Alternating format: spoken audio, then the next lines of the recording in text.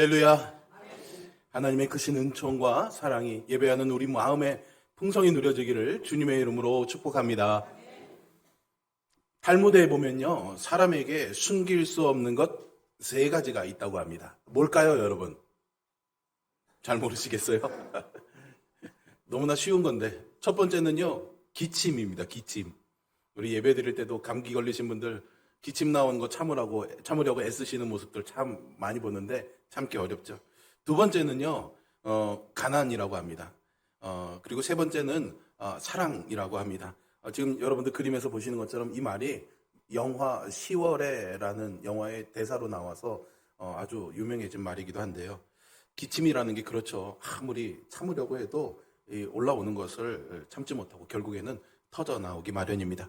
가난도 어느 정도 일시적으로는 숨길 수 있겠지만 사실은 심리적인 위축이나 활동의 제약이 있기 때문에 금세 밖으로 드러날 수밖에 없습니다. 가난은 숨기기는 어렵지만 그렇다고 부끄러운 것은 아니죠. 그리고 반드시 또 이겨내고 극복할 수 있는 부분이라고 생각됩니다.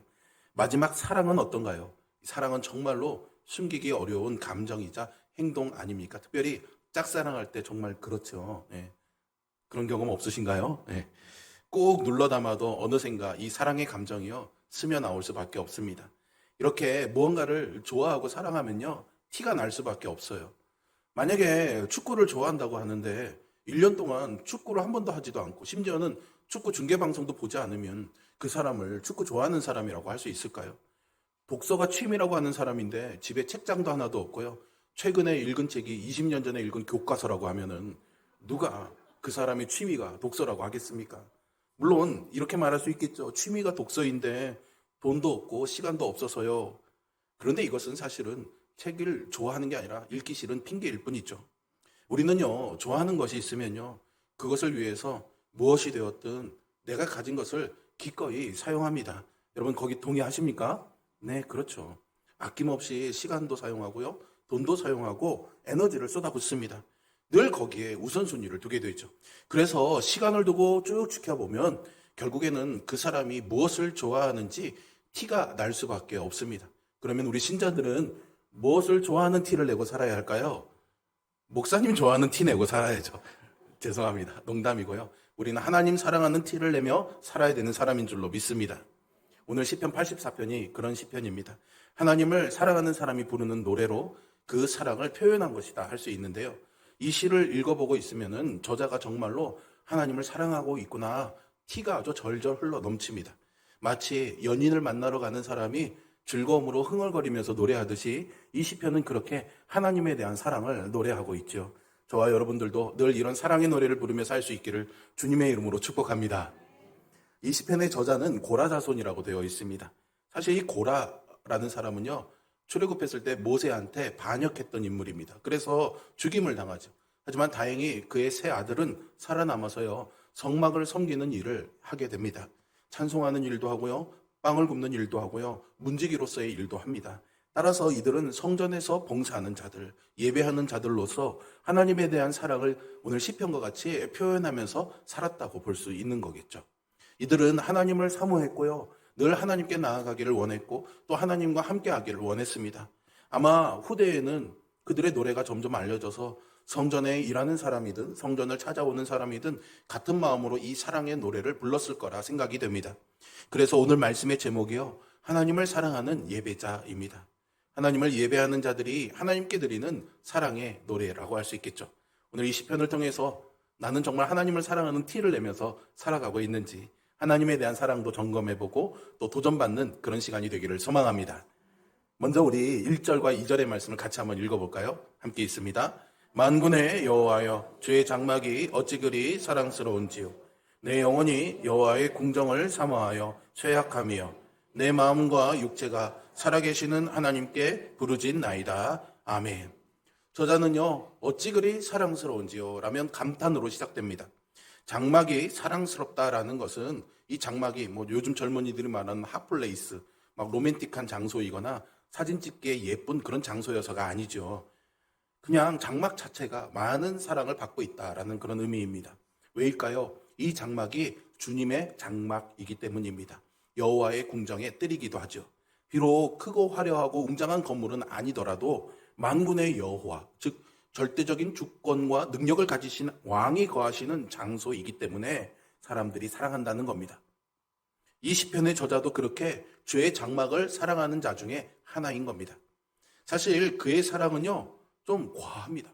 상사병이라고 불려도 될 만큼이죠. 왜냐하면 여호와의 궁정을 사모하면서 쇠약할 정도라고까지 말하고 있으니까는요. 여기서 사모한다는 말은요, 간절하다라는 의미입니다. 시편 17편 12절에서는요, 사자가 움킨 것을 찢으려 한다라고 할 때도 같은 의미의 같은 히브리어 단어가 사용됐습니다. 얼마나 세게 움켜쥐으면 찢어질 정도였을까요? 그만큼 강하게 원하고 열망한다라는 의미가 담겨져 있는 겁니다. 여러분들은 하나님을 사랑하는 그 마음을 얼마나 강하게 움켜잡고 계십니까? 그 뒤에 나오는 쇠약함은요, 끝나다 소진된다라는 의미입니다. 이사야서 15장 6절에서 물이 마르는 것을 표현할 때 이 단어가 똑같이 사용되고 있어요. 여호와의 궁정을 사랑해서요, 거기에 거하고 싶은 마음이 너무나 컸고 그 감정에 잠식당할 정도였다라는 겁니다. 또 저자는요, 나라는 일반적인 표현 대신에요, 내 영혼, 내 마음과 육체라는 이런 표현을 씁니다. 내 영혼은 그의 진심을 드러내는 표현이고요, 내 영혼과 육체, 이것은 그의 전부를 통칭하는 표현입니다. 나는 진심으로 또는 나의 전부가 거짓된 것 하나 없이 여호와의 궁정을 사모한다고 말하고 있는 거죠. 쉽게 말하면 나 진짜 여호와의 궁정을 사모해, 이런 표현인 겁니다. 도대체 그 장막이 무엇이길래 그러는 걸까요? 장막 자체가 어떠하기 때문이 아니라요, 그곳이 살아계신 하나님이 거하시는 곳, 하나님의 집이기 때문이죠. 물론 하나님은요, 어느 곳에나 계시는 하나님이십니다. 우리는 그 어느 곳에서나 하나님을 배울 수 있지만 이 장막은 특별히 임재하시는 하나님의 특별한 임재를 보여주고 있는 곳입니다. 마치 우리가 여행이나 다른 지방에 가게 되면요, 집이나 내 방을 그리워하는 것과도 비슷합니다. 단순히 건물 때문이 아니라요, 그 안에 내가 사랑하는 것들 또는 내가 좋아하는 사람들이 있기 때문에 그리워하는 것이죠. 특히나 구약 시대에 성막이 가지고 있었던 상징적인 의미는 오늘날 우리가 상상하는 것 이상입니다. 이스라엘 사람들은요, 하나님의 임재를 얼마나 귀하게 여겼던지 그 임재를 상징하는 언약궤 자체를 하나님으로 여기기도 할 정도로 어긋나기도 했습니다만, 다르게 생각하면 그만큼 하나님의 임재를 상징하는 언약궤나 그것이 놓여져 있는 성막이 그들에게는 특별한 의미가 있었다 볼 수 있겠죠. 그러니까 하나님을 사랑하는 하나님의 백성들은 함께 모여서 하나님을 더 가까이 느끼고 예배할 수 있는 유일한 장소로서의 성막을 자연스럽게 더 사랑하게 되었다 할 수 있습니다. 하나님에 대한 이런 사랑을 시편의 저자는 3절에서 이렇게 표현하는데요, 같이 한번 읽어봅니다. 나의 왕 나의 하나님 만군의 여호와여, 주의 제단에서 참새도 제 집을 얻고 제비도 새끼들 보금자리를 얻었나이다. 아멘. 여기에서는요, 참된 예배자의 올바른 자세를 우리가 볼 수 있는데요, 하나님이 만군의 여호와이시지만 온 우주의 왕이시지만 동시에 나의 왕이시고 나의 하나님이시다라는 겁니다. 하나님을 크신 분으로서 높이기도 하지만은요, 동시에 나와 가까운 분으로, 친밀한 분으로 느끼고 있다라는 거죠. 또 더 가까이 갈 수 있는 분으로 느끼고 있는 겁니다. 그래서 시인은 하나님과 더 친밀하기를 원합니다. 그래서 참새가 부럽고 제비가 부러운 거예요. 우리가 아시는 것처럼 구약의 성막은요, 아무나 함부로 들어갈 수 있는 곳이 아니었습니다. 특별히 지성소는 대제사장도 1년에 한 번밖에 못 들어갔거든요. 그런데 그 성막 처막 끝에 제비랑 참새가 둥지를 틀고 사니 사모하는 사람의 입장에서는 나보다 하나님께 더 가까이 가 있는 그 모습이 너무너무 부러웠던 겁니다. 물론 어떤 사람들은 제단에 참새와 제비가 둥지를 틀었으니 이 제단이 황량하고 사람들이 더 쓰지 않는 그런 상황이라는 주장도 하기는 하지만요, 이 문맥에서는 제단이 사용되느냐 안 되느냐 이런 사용의 여부가 중요한 것이 아니라 누가 하나님께 더 가까이 가 있느냐가 중요한 거죠. 참새와 제비가 더 가까이 가 있는 겁니다. 그들이 하나님 계신 곳에 아예 살림을 차려버렸으니 항상 하나님과 함께 거하고 있는 거고, 시편의 저자는 그것이 너무너무 부러웠던 거죠. 아마 짝사랑해본 분들은 이 감정이 이해가 되실 거라고 생각이 됩니다. 좀 끄덕끄덕 해보세요. 내가 사랑하는 사람과 누가 같이 있으면 그 사람이 얼마나 부럽습니까? 나도 저 사람처럼 내 사랑하는 저 옆에서 함께 일했으면 좋겠다. 뭐 이런 마음 들잖아요. 여기 시편 저자는요, 뭐 성전 안에, 성막 안에 있는 제사장들을 고사하고더라도 심지어는 이 참새와 제비 같은 이 하찮은 새들을 부러워한 겁니다. 그들은 하나님과 안식하면서 함께 살고 있기 때문이죠. 그렇다고 해서 참새나 제비가 되고 싶다는 마음은 아니겠죠. 저자가 생각하는 정말로 복된 사람은요, 4절에서 말하고 있습니다. 함께 읽어볼까요? 주의 집에 사는 자들은 복이 있나니 그들이 항상 주를 찬송하리이다. 아멘. 성소에 예배하러 오는 자들은 어찌 보면 하나님의 집에 방문하는 손님이라고 볼 수 있습니다. 거기 살지는 않잖아요. 예배하고 또 떠나가야 되는 사람들이죠. 시편 저자는 그렇게 잠시 예배하러 오는 사람보다도 항상 그곳에서 머물면서 하나님을 찬송할 수 있다면 그것이 참된 복이라고 말합니다. 할 수 있다면 그렇게 하는 것이 가장 행복한 삶이라는 거죠. 이것이 하나님을 사랑하는 사람의 모습입니다. 하나님을 사모해서 하나님과 함께 있고 싶어 합니다. 하나님께 더 가까이 나가기를 원하고요. 더 오래 머물기를 원합니다. 다른 게 아니라 그것을 진정한 복으로 기쁨으로 여긴다는 거죠. 이어서 시편 저자는 또 다른 복 있는 사람에 대해서 말합니다. 5절을 함께 읽어보겠습니다. 주께 힘을 얻고 그 마음에 시온의 대로가 있는 자는 복이 있나이다. 아멘. 오늘 이 말씀이 오늘 이 나누는 설교의 핵심입니다. 여러분 가능하면 이 5절의 말씀을 집에 가서 여러 번 반복해서 외우셨으면 좋겠습니다. 그럼 여러분들에게 큰 힘이 될 것이라고 저는 소망합니다. 4절에서는 조금 이상적인 복 있는 사람에 대해서 말했습니다. 하나님의 성막 안에 어디 누가 살 수가 있겠습니까? 그러니까 이렇게 하면 좋겠다라는 그런 이상적인 표현이었는데 5절에서는 정말로 현실적으로 복이 있는 사람은 누구다라고 말해주고 있어요. 바로 하나님께 나아가고자 하는 마음이 있는 사람이라는 거죠. 함께 거기 사는 것은 불가능하지만 늘 그 하나님께 나아가고 싶은 마음이 있다면 그 사람도 복 있는 사람이다 말하고 있는 겁니다. 여기서는 그 마음에 시온의 대로가 있는 자 이렇게 표현하고 있는 거죠. 우리 모두가 이 마음으로 하나님을 사랑하며 사시기를 주님의 이름으로 축복합니다. 원래 원문에는요, 시온이라는 단어는 사실 없습니다. 그런데 뒤에 7절에 보시면 이 사람이 힘을 얻어서 시온에서 하나님 앞에 나타난다라고 말하고 있잖아요. 그렇기 때문에 늘 이 복 있는 사람의 마음이 향하고 있는 곳은 시온을 향하는 길이 되는 겁니다. 그래서 아마 번역자들이 여기에 시온을 추가한 것으로 보입니다. 5절에서요. 항상 하나님께서 계신 장막에 거하고 살면서 하나님을 찬송할 수 있다면 얼마나 좋겠습니까마는 실제적으로는 그렇게 하기가 어렵다 하는 거죠. 예루살렘에 살고 있는 사람도 그런데 예루살렘이 아닌 곳에 살 수 있는 사는 사람은 어떻겠습니까? 이 멀리 사는 사람들에게는 사실은 매일 성막을 찾아오는 일조차도 불가능한 일 아니겠습니까? 더군다나 이스라엘은요, 가나안에 들어온 이후에 여호수아와 함께 땅을 정복하면서 지파별로 땅을 분배받지요. 이것을 하나님이 그들에게 기업으로 나눠주신 겁니다. 그러니까 하나님이 주신 기업을 지키면서 살아가는 게 이스라엘에게는 사명입니다. 자기가 분배받은 그 땅을 벗어나서 살 수가 없는 거예요. 그러니 마음대로 예루살렘에 와서 산다고 할 수도 없는 겁니다. 이렇게 하나님이 정해주신 곳에서 살아야 되는 운명인데 그것이 오늘 시편 저자의 입장에서는 불행한 것이 되는 것. 이게 뭔가 앞뒤가 맞지 않는 이상한 모양이 되어가고 있죠. 그런데 오늘 시편 저자는 그렇지 않다라는 겁니다. 예루살렘에서 먼 곳에 살아도 매번 예루살렘에 올 수 없어도 하나님께 나아가고자 하는 그 마음이 있고 또 그 마음을 따라서 살아간다면은 실제로 하나님께로 나아갈 수 있다라는 거죠. 그것을 하나님께 힘을 얻고 그 마음에 시온의 대로가 있는 자가 복이 있다라고 표현하고 있는 겁니다. 항상 예루살렘에 있을 수는 없어도요, 마음에 예루살렘으로 가는 대로를 놓을 수는 있겠죠. 그렇게 항상 하나님을 생각하고 하나님을 의지하면서 살 수 있습니다. 그렇게 사는 삶도 복된 삶이라고 하는 거죠. 그러면 목사님 교회 안 와도 되는 건가요? 이런 엉뚱한 생각을 하는 분들이 있는데요. 오늘 시편 84편의 저자는 그런 말을 하려고 하는 것이 아닙니다. 사실 시편 84편 전체의 맥락을 고려해 보면 시온의 대로는요, 실제로 하나님의 임재를 향해서 나아가는 순례의 길로 이해하는 것이 더 좋아 보입니다. 그러니까 마음에 그 시온의 대로가 있으면 있을수록요, 어떻게 합니까? 그 길을 가고 싶은 마음이 강해지는 거예요. 그러다 보면은 사실은 그 시온을 향해서 발걸음을 옮기게 된다라는 것이죠.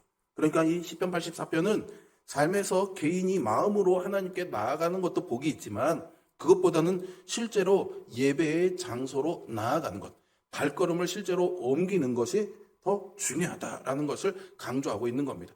좋아한다 하면서 아무것도 안 하고 있으면 좋아하는 게 아닌 거잖아요. 시온의 대로를 사모하면 사모할수록 어떻게든 그 길에 발걸음을 내디뎌야 하는 겁니다. 그렇게 하나님이 계신 곳으로 나아가는 자들의 모습을요, 시편의 저자는 6절과 8절에서 이렇게 묘사하고 있는데요. 같이 한번 읽어보겠습니다. 그들이 눈물 골짜기로 지나갈 때 그곳에 많은 샘이 있을 것이며 이른 비가 복을 채워주나이다. 그들은 힘을 얻고 더 얻어 나아가 시온에서 하나님 앞에 각기 나타나리이다. 만군의 하나님 여호와여, 내 기도를 들으소서. 야곱의 하나님이여, 귀를 기울이소서. 아멘. 여러분, 이 말씀에는 아멘 크게 해야 돼요. 다시 한번 아멘. 정말로 그렇습니다. 얼마나 힘이 납니까? 사실상 번역에 조금 어려움이 있는 부분도 있는데요. 눈물 골짜기라는 이 부분은 실제로 성경의 각주에는 박하 골짜기라고 주석이 되어 있습니다. 그런데 이 박하 골짜기가요, 성경 다른데 어디에도 나오지 않고요, 다른 문헌들을 찾아봐도 여기가 어디다라고 가르쳐 주는 것이 없습니다. 그러니까 여기가 어디지? 이게 어딘지를 알아야 뭔가 좀 적용을 해볼 수 있는데요. 애매한 부분이 있어요. 그런데 이 박하라는 발음이 울음, 흐느낌과 비슷하다고 합니다. 여기에 착안해서 번역자들이 이것을 눈물 골짜기라고 번역했던 거죠. 아무튼요, 무슨 골짜기든지 간에 그 뒤에 이어지는 말씀을 보면 이 골짜기는 뭔가 메마름, 고통, 나아가기 힘든 어려움들이 있는 그런 골짜기라고 생각할 수가 있는 거죠. 그런데 그 목마른 곳을 지날지라도 하나님께서 거기에 샘을 터지게 해주시고 비를 내려주실 것이라고 말하고 있는 겁니다. 하나님이 시온에만 계신 것이 아니라 그 걸음을 내딛는 복 있는 사람과 그 길에 함께하고 계시기 때문이죠. 시온에 있는 자들에게만 복을 주시는 것이 아니라 하나님께 나아오는 모든 자에게 복을 주시기 때문입니다. 물론 그 길이 쉬운 길이 아닙니다. 하지만 하나님께서 함께 하시기 때문에 힘을 얻고 더 얻어서 순례자들이 결국에는 하나님 앞에 나타나게 된다라는 거예요. 하나님 앞에 이르게 된다라는 거죠. 그리고 마침내 그들이 사모하던 그곳에서 하나님을 예배할 것입니다. 하나님을 사랑하는 사람은 이렇게 하나님을 마음에 품고 살아가는 것뿐만이 아니라 하나님께로 더 가까이 나아가기 위해서 노력하고 그런 그들의 발걸음을 하나님이 지켜주시고 필요한 것들을 채워주실 줄로 믿습니다. 예수님이 요한복음 4장 21절에서 이 산에서도 말고 예루살렘에서도 말고 너희가 아버지께 예배할 때가 이르리라 라고 말씀하셨습니다. 장소와 관계없이 영과 진리로 예배할 때가 예수님을 통해서 임할 것이라고 했고 실제로 그것이 이루어졌습니다. 하지만 그렇다고 해서요, 예배의 장소가 사라진 것은 아닙니다. 모여서 드리는 예배 자체가 사라진 것은 아니고요, 몸을 가진 사람은 모이려면 장소가 필요하기 때문이겠죠. 오늘날 하나님을 사랑하는 사람들은 오늘 여기 예배당, 교회당에서 모여서 하나님께 예배합니다. 그런 면에서 오늘날의 교회는 구약의 성전과 같은 의미는 아니겠지만 비슷한 역할을 한다고 할 수 있습니다. 이 건물이 성전을 대체했다는 말이 아니라요, 예배하는 장소라는 측면에서 그렇다라는 것이겠죠. 그런 면에서 우리가 드리는 이 예배에 대해서요, 두 가지를 생각해 볼 수가 있습니다. 하나는요, 예배의 장소에 나오지 못하는 상황에서 하나님을 사랑하는 자는 어떻게 해야 하는가라는 거죠. 여러분, 아프면 교회에 나오기가 어렵잖아요. 성전에 가기 어렵습니다. 오늘도 아프셔서 입원하시고 집에서 치료받고 계시는 분들이 이제 아마 유튜브로 예배를 드리고 계실 텐데요. 그런 상황이 있을 수 있죠. 때로는 직장 때문에 또 그럴 수도 있습니다. 갑자기 일이 생겨서 출장을 가야 되거나 그러면 못 오게 되겠죠. 가정에 특수한 상황이 있을 수도 있습니다. 부모님이 아프시거나 그래서 돌봐야 되기 때문에 뭐 이런저런 상황이죠. 특별히 우리는 지난 몇 년간 코로나 때문에 아예 우리 전체가 다 모이지 못했던 그런 상황도 경험하지 않았습니까? 그렇지 않았으면 좋겠지만 교회에 예배하는 장소에 못 올 때가 있습니다. 그럴 때면 늘 마음이 편치 않죠. 그렇죠, 여러분? 아니신 것 같네요. 네, 아주 편하신 것 같아요. 앞서 우리가 말씀에서 본 것처럼 하나님을 사랑하는 사람은 교회를 사랑하기 때문에 모이는 것을 사모합니다. 교회에 못 가는 상황이 생겨서 오히려 마음이 너무 편하고 괜찮은데 이러면 이거 좀 뭔가 이상한 거겠죠. 교회에 가지 못해서 마음이 편치 못할 때 우리는 아까 제가 강조한 5절의 말씀을 좀 기억할 필요가 있습니다. 그 마음에요, 무엇을 드는 거예요? 시온의 대로를 드는 겁니다. 하나님께로 난 우리의 마음의 길을 뚫어버리는 거죠. 교회에 가지 못하더라도 하나님을 기억하며 예배자로 살아가는 것입니다. 그것 역시 복이 있는 삶이라고 말합니다. 다른 하나는요, 그럼에도 불구하고 어쨌든 예배하는 장소에 모여서 함께 예배하기에 힘써야 한다는 것입니다. 그리고 그것이 자연스러운 일이 되어야 한다는 거죠. 그것을 더 사모해야 합니다. 시온의 대로를 마음에만 품고 있지 마시고요. 그 길을 따라서 순례의 발걸음을 시작해야 합니다. 그 길에 서 있다면 하나님께서 반드시 은혜를 주실 것입니다. 좀 우스운 얘기지만 어느 목사님이 그랬더라고요. 권사님이 아프셔서 교회 못 오셔서 신방했더니 목사님 제가 아파서 교회 못 가서 죄송해요. 권사님 내일 병원 가실 거죠?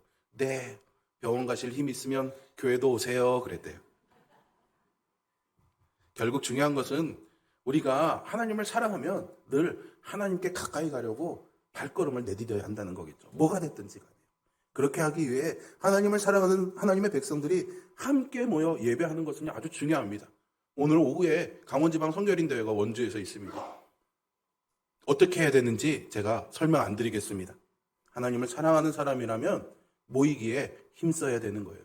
거기에 누가 강사로 오든 어떤 교회가 와서 뭐 예배가 어떤 모양이든 하나님이 거기 계신다고 모여서 예배하는 자리니 하나님이 거기 계시니 나는 그 예배의 자리를 사모하면서 가야 한다는 거겠죠.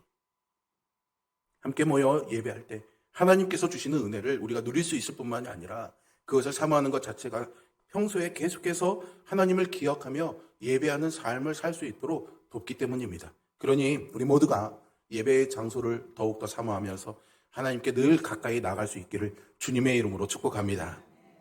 마지막으로 시편 저자는 주의 궁정에 들어온 자로서 기도를 하는데요. 9절을 함께 읽어보겠습니다. 우리의 방패이신 하나님이여 주께서 기름 부으신 자의 얼굴을 살펴보옵소서. 이 9절을요. 가능한 원문에 가깝게 번역한 새 한글 성경이 올해 새로 나왔어요. 초에. 새 한글 성경에서는 이렇게 번역합니다. 보세요. 우리의 방패를 봐주십시오. 오 하나님. 굽어 살펴주십시오. 주님께 기름 부음 받은 사람의 얼굴을. 우리가 늘 보는 개역개정에서는 방패이신 하나님이여 라고 하고 있잖아요. 그러니까 하나님을 방패로 비유한 것처럼 보이는데 원문의 번역을 잘 보면은 하나님이 방패를 봐주시고 우리에게 기름 부어서 주신 그 사람을 봐주세요. 이렇게 표현하고 있는 거예요. 그러니까 방패나 주님께 기름 부음 받은 사람이나 다 하나님의 돌봄이 필요하다고 이야기하는 거죠. 이 부분은요. 왕을 위한 지도자를 위한 기도입니다. 주께서 기름 부으신 자 여기에 그 의미가 있는 거죠. 이 기도의 맥락에서는 그것이 왕을 말하는 것이고 왕이 그 나라를 지키는 대표하는 사람이니까 방패로 불려진 것이라고 볼 수 있습니다. 하지만 그 왕도요. 자기 능력으로 하는 게 아니잖아요. 그 왕의 진짜 왕은 하나님이시고 그 왕을 지키는 진짜 방패는 하나님이신 줄로 믿습니다. 그러니 그 왕도 돌보심이 필요한 겁니다. 그러면 우리가 의지할 만한 왕 같은 존재들이 있잖아요. 물질이나 건강이나 어떤 지위나 힘 같은 것들, 나를 도와줄 수 있는 영향력 있는 사람들, 이런 모든 사람들이 다 하나님의 돌봄이 필요한 사람들이라는 거죠. 그러니 우리는 누구를 바라봐야 되는 겁니까? 하나님을 바라봐야 된다는 것이죠. 그리고 시편 저자는 자신이 진짜 왕의 궁정에 들어와 있음을 깨닫고 감격하면서 10절에 노래를 부릅니다. 함께 있습니다. 주의 궁정에서의 한날이 다른 곳에서의 첫날보다 나은즉 악인의 장막에 사는 것보다 내 하나님의 성전 문지기로 있는 것이 좋사오니 아멘. 이것이 여러분들의 평생의 소원되기를 축복합니다. 실제로 이 사람이 예루살렘에 얼마나 머물렀는지는 잘 모르겠지만요. 이것이 하나님을 사랑하는 예배자의 마음이라는 것은 알 수 있습니다. 하나님과 함께하는 하루가 다른 곳에서의 첫날보다 더 좋다는 거죠. 악인의 장막이 아무리 좋다고 해도 내 하나님의 성전 문지기로 있는 것이 더 낫다는 것입니다. 아마 성전 문지기는 이 시편을 쓴 고라 자손들이 성전 문지기의 역할을 했기 때문에 그렇게 번역된 것으로 보입니다. 사실 성전 문지기는 우리 입장에서는 별것 아닌 일을 하는 사람, 하찮은 사람으로 생각되지만 실제로는 그렇지 않습니다. 누구든 성전에서 일하는 사람은요, 특권을 얻은 사람입니다. 구약시대에 성전에서 일할 수 있는 사람은 레위인만 할 수 있었습니다. 아무나 할 수 없는 일이었죠. 그러니까 평범한 사람의 입장에서 성전 문지기로 있는 것은 실제로 그 일을 한다기보다는 내 하나님 집 문 밖에 서 있는 것도 더 악인의 장막에 거하는 것보다는 낫다라는 번역인 겁니다. 즉 악인의 장막 안에 사는 것보다는 하나님 성전 문 앞에 서 있을지라도 하나님께 더 가까이 있으니 그것이 더 좋다라는 그런 의미인 거죠. 장소의 문제가 아닙니다. 누구와 있느냐의 문제인 거죠. 어디에 있든지 하나님과 함께 있는 것이 중요합니다. 이유는 이렇습니다. 11절이죠. 같이 한번 읽어봅니다. 여호와 하나님은 해요 방패이시라. 여호와께서 은혜와 영화를 주시며 정직하게 행하는 자에게 좋은 것을 아끼지 아니하실 것임이니이다. 아멘. 하나님을 해라고 직접 표현한 것은 성경에서 유일하게 여기뿐입니다. 하나님이 우리의 삶의 유일한 빛이 되어주신다는 거죠. 모든 작물들, 생물들이 햇빛을 받아서 성장하듯이 하나님의 해가 아니면 우리는 살 수 없다는 의미입니다. 하나님을 통해 우리는 풍성한 삶의 기쁨을 누립니다. 그리고 하나님이 우리를 보호하고 지키시는 방패시랍니다. 하나님이 없는 것은요, 해가 없는 삶이고 방패가 없는 전투입니다. 절대로 살 수 없고 이길 수 없습니다. 우리의 삶의 모든 좋은 것이 하나님께로부터 온다고 노래하죠. 하나님께서 우리에게 은혜를 주실 때 우리도 영화를 누리고 하나님을 영화롭게 할 수 있습니다. 그리고 그 하나님은 정직하게 행하는 자, 즉 하나님을 사랑해서 그리고 그 사랑 가운데 행하는 자에게 좋은 것을 아끼지 않으신다고 노래합니다. 이보다 좋은 하나님이 어디 있습니까? 그래서 시편 저자는 마지막으로 복 있는 사람을 이렇게 표현하죠. 12절의 말씀 큰 목소리로 같이 한번 읽습니다. 만군의 여호와여 주께 의지하는 자는 복이 있나이다. 아멘. 우리 옆에 있는 분들에게 주님께 의지하는 자는 복이 있습니다. 한번 그렇게 인사하고 격려하겠습니다.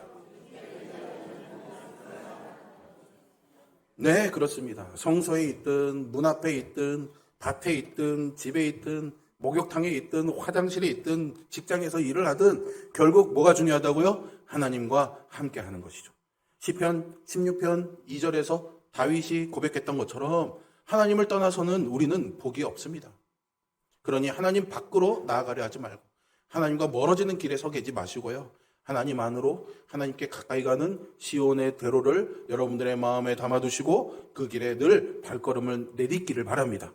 사랑하는 하나님과 함께하는 우리의 삶과 우리의 모임이 의미 있다는 것을 꼭 기억하시기 바랍니다.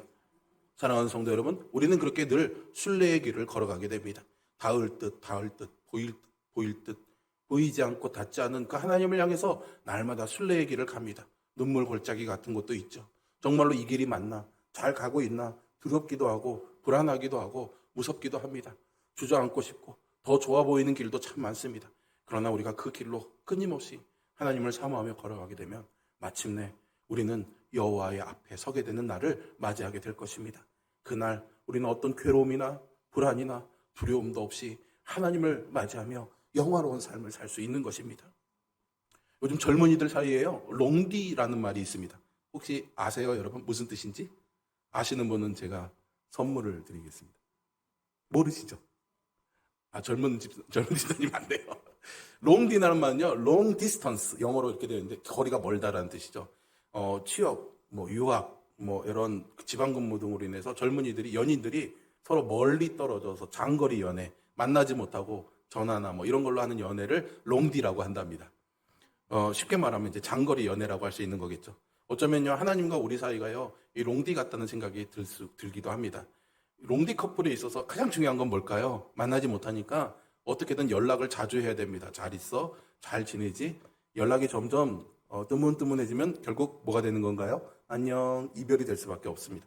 자주 연락해야죠. 수단과 방법을 가리지 말고 어떻게든 연락해야 합니다. 그래야 이 관계가 유지가 되는 거죠. 하나님과 우리와의 관계가 롱디라고 할 수는 없겠지만요, 비슷한 면은 있습니다. 롱디 커플이 관계 유지를 위해서 어떻게든 노력을 하듯이 하나님을 사랑한다면 우리도 수단과 방법을 가리지 말고 하나님께 가까이 가기 위해 노력해야 되겠죠.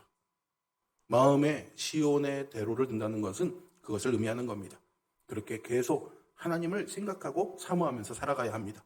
사랑하는 성도 여러분, 우리 모두가요, 말씀을 통해서, 기도를 통해서 그렇게 하고 또 이렇게 모여서 예배하는 이 자리를 통해서도 그렇게 해야 하는 것입니다. 그러면 하나님께서 우리가 눈물 골짜기로 지날 때 샘을 주시고 비를 내려주실 것입니다. 우리에게 좋은 것을 아끼지 아니하고 주실 것입니다. 그리고 결국 우리가 이 순례의 길을 끝내고 이 땅에서의 시온 예루살렘이 아닌 하늘의 새 예루살렘에서 하나님 앞에 나타날 것이며 우리는 그곳에서 성전 문지기가 아니라 그 안에서 하나님을 아버지라고 부르며 그분의 자녀로서 함께 영원히 살 것임을 기억하시기 바랍니다. 그런 사람이 복 있는 사람이라는 거예요. 그렇게 복 있는 사람이라는 그 사람이 나라는 믿음을 가지시고 우리 모두가 하나님을 사랑하는 예배자로 사시기를 주님의 이름으로 축복합니다. 기도하겠습니다.